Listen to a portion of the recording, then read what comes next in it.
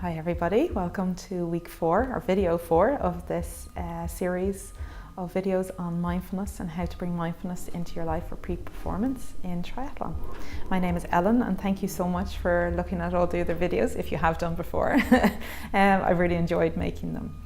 This week I wanted to talk to you about two things, about the breath, and I wanted to also talk to you about some mindfulness race day tips that you can use for the big day on Sunday as it approaches.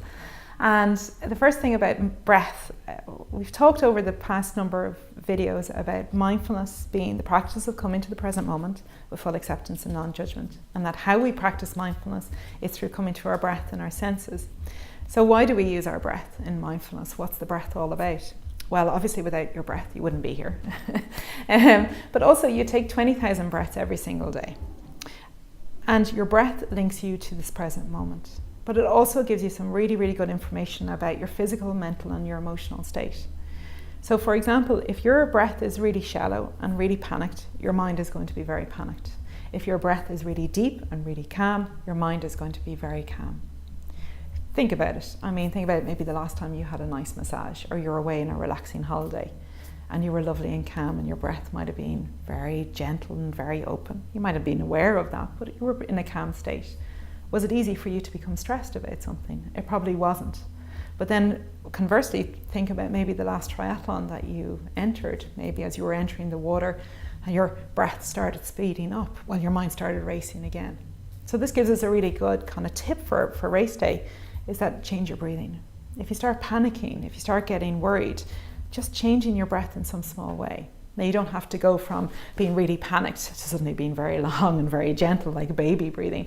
That's not going to happen very quickly, but changing it in some way, just opening it up a little bit, making it just a fraction of a second longer, wider or deeper will help to bring your physical state down into a more calmer state, which will then bring your mind down into a more calmer state as well.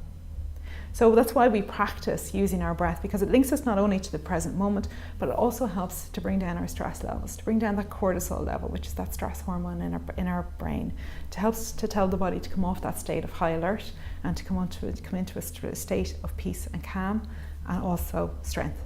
So we need that obviously for our race day. So that's why we use our breath, and that's why I'm saying to you to work with it in the days and the weeks coming up to the triathlon itself, and that's why we've been focusing on it on the last number of weeks. So other race day tips.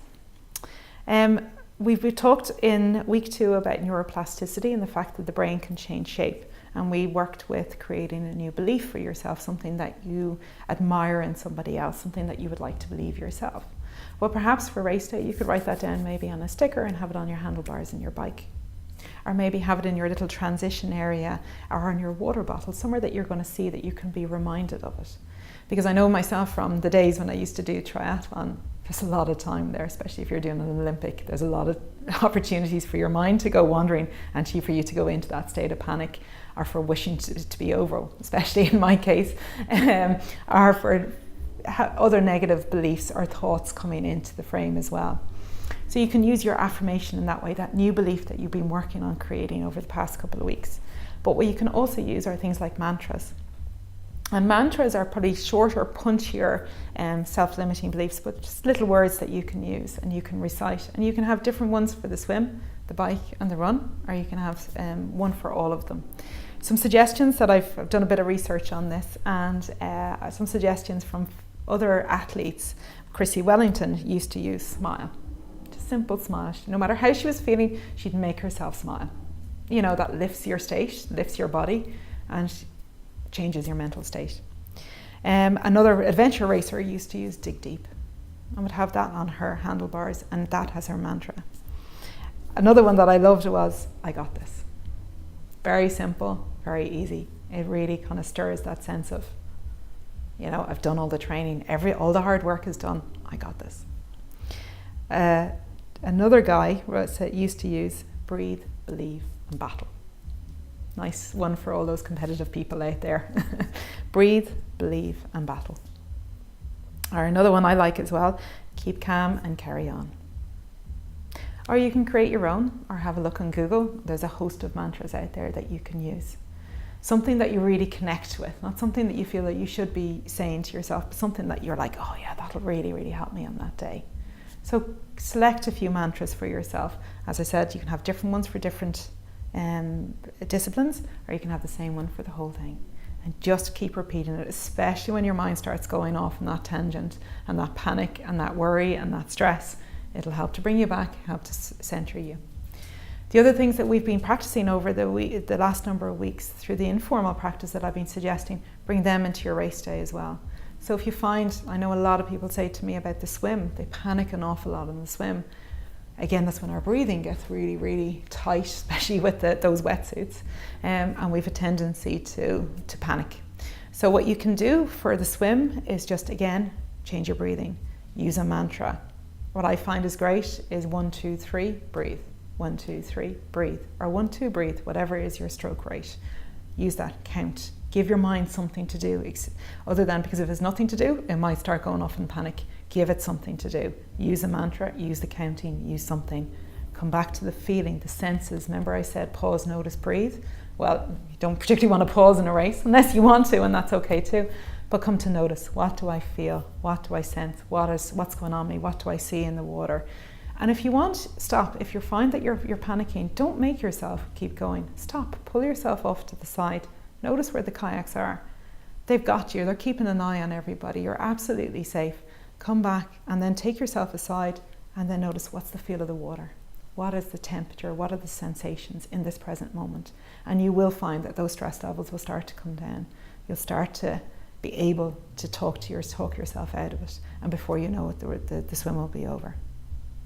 So tuning into your breath, having the mantras, having that affirmation, that self-fulfilling belief that I was talking about before, having those around you on the day, but then also bringing those present moment awareness.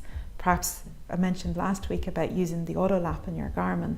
Maybe set that to every kilometre on the bike, and then when you hear that, oh, that's my cue, right, where's my form? Do I need some water? Do I need a gel? Do I need to take something? Do I need to reset something? What do I need to do? Bring my attention into the present moment. Keep repeating that over and over, because the tendency of the mind is to wander, and you will keep wandering, and that's just what the mind does. That's absolutely fine. You just keep bringing it back in to the moment. And you could have that auto lap going for the run as well, or you could have it maybe every 500 meters, tuning in, what's my form like, what do I need in this kilometre? But most of all, really, what I would say to you is release expectations, take the pressure off, give yourself permission to enjoy the race. Too often we go in feeling that we have to beat times, we have to beat a certain person, or we have to get X, Y, and Z right. But often those expectations actually end up meaning that we self-sabotage in some way, or we're so laden down with that pressure and expectation we don't perform as well as we would want to.